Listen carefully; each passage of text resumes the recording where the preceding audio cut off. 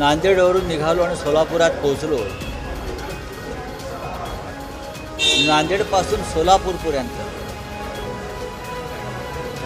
अनेक कार्यक्रम मेळावे झाले आणि सोलापूरचं म्हणाल तर सोलापूरची तयारी पक्की आहे. दक्षिण सोलापूर आणि दक्षिण सोलापूरची जागा ही शिवसेनेनं अनेकदा जिंकलेली जागा आहे. महाविकास आघाडीमध्ये आम्ही एकत्र बसून त्या चर्चा करतो आहोत. त्या चर्चेमध्ये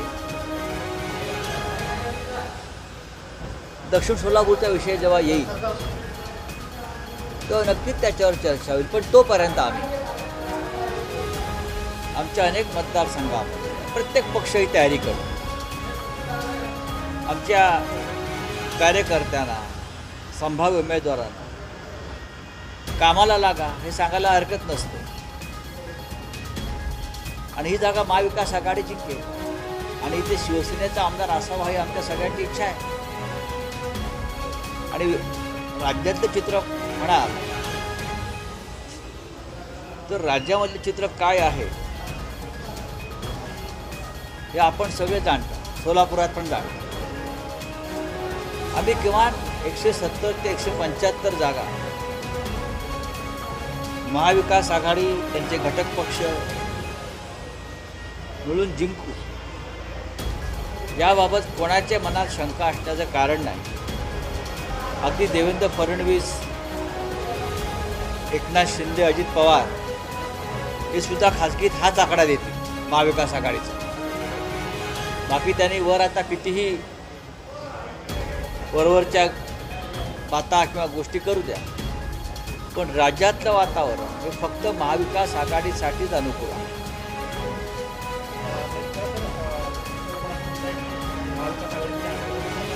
पाच जागा त्या जागांवरती आपल्या महाविकास आघाडीतील एकाही पक्षाने दावा केलेला नाही. त्याच्यामध्ये घाटकोपर असेल किंवा बोरिवली आहे, त्या 5 जागा आहेत. चुकीचं आहे, ही चुकीची माहिती आहे.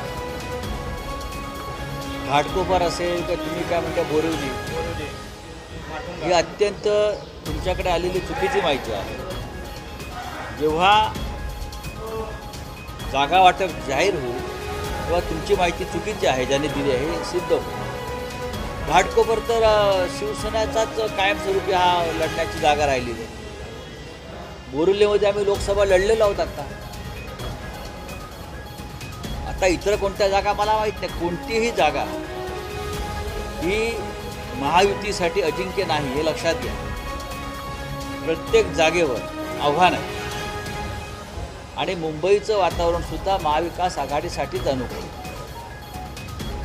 आणि जे चित्र लोकसभेत होतं तेच चित्र मुंबईच्या बाबतीत तुम्हाला विधानसभेत किंबहुना जास्त जागा आम्ही जिंकू महाविकास आघाडी. तर भाजपचा जो अंतर्गत सर्वे झाला त्याच्यामध्ये विदर्भात केवळ 25 जागा महायुतीला मिळतात. भाजपला हा सर्वे चुकीचा आहे.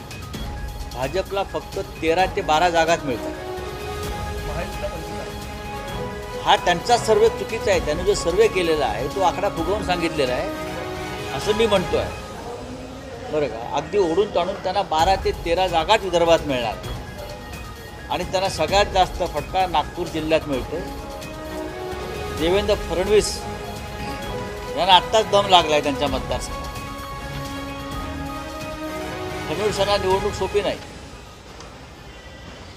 आणि संपूर्ण विदर्भ हा महाविकास आघाडीसाठी केकवॉक आहे.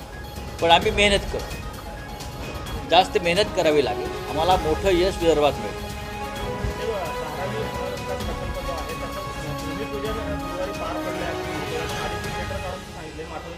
मैदानावर या धारावी पुनर्विकासाच्या प्रकल्पाचं गुपचूप उरकले गेले कारण धारावीकरांचा सामना करायला. या गुपचूप उरकण्याला काही अर्थ नसतो.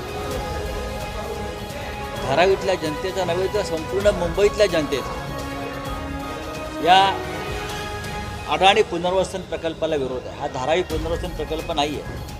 हा नरेंद्र मोदींचे लाडके मित्र गौतम अडाणी यांचा पुनर्वसन प्रकल्प आहे, संपूर्ण देशच त्यांना दिलेला आहे.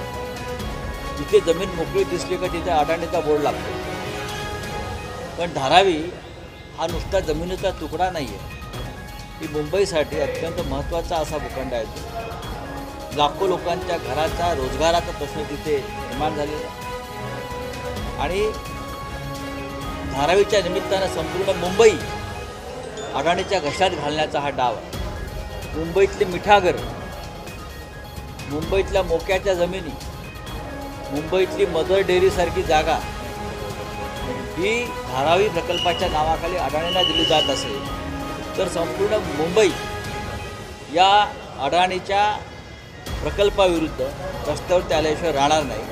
आणि स्वतः उद्धव ठाकरे साहेबांनी असतील किंवा त्या भागाच्या काँग्रेसच्या नेत्या आणि खासदार वर्षा गायकवाड असतील, सगळ्यांची हीच भूमिका.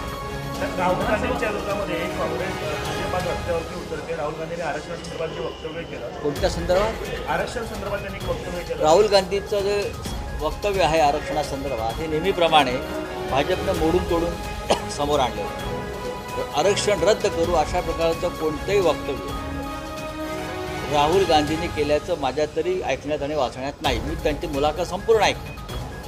भारतीय जनता पक्षाला पूर्ण ऐकण्याची सवय नाही.